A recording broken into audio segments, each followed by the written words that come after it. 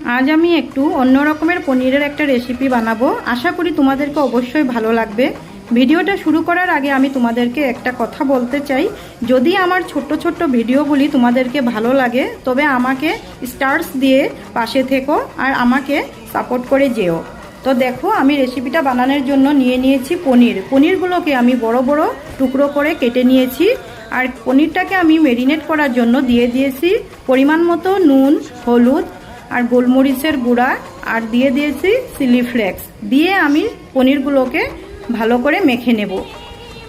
ভালো করে মেখে আমি পনিরটাকে ম্যারিনেট হতে দেব 5-10 মিনিট। দেখো, আমি ভালো করে মেখে নিয়েছি। এখন আমি পনিরটাকে রেখে দেব। আর এদিকে আমি একটা মশলা রেডি করে নিয়েছি। এটার জন্য নিয়ে নিয়েছি, এটা ভাজা মশলা রেডি করব। এটার জন্য নিয়ে নিয়েছি আমি গোটা ধনে, জিরে, তেজপাতা, শুকনো লঙ্কা, গোটা গোলমরিচ 5-6টা, আর নিয়ে নিয়েছি এলাচ, দারচিনি, লবঙ্গ। এগুলো সব মশলাকে আমি ভালো করে একটু ড্রাই রোস্ট করে নেব।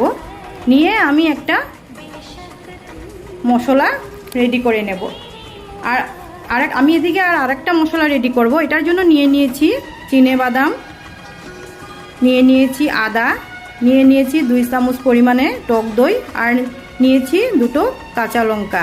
একটু জল দিয়ে আমি একটা মিহি পেস্ট রেডি করে নেব।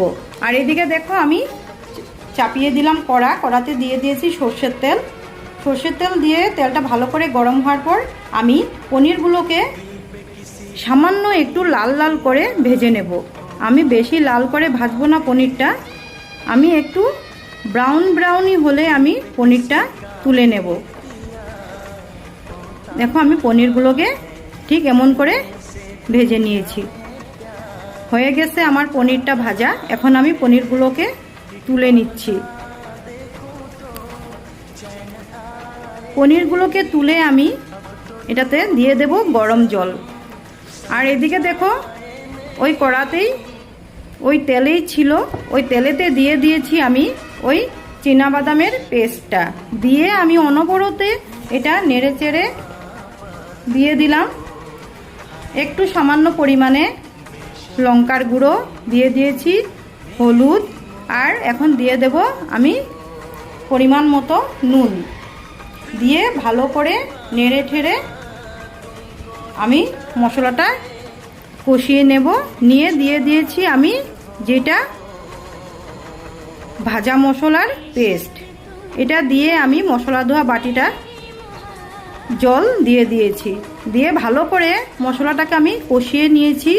আমার কষানো হয়ে গিয়েছে মশলাটা। এখন আমি দিয়ে দেব ভেজে রাখা পনিরগুলোকে। এখন পনিরগুলো দিয়ে দিয়েছি।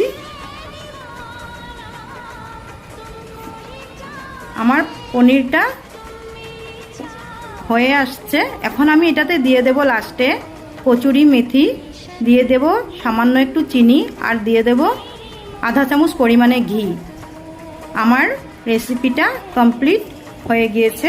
এখন আমি তুলে নেব।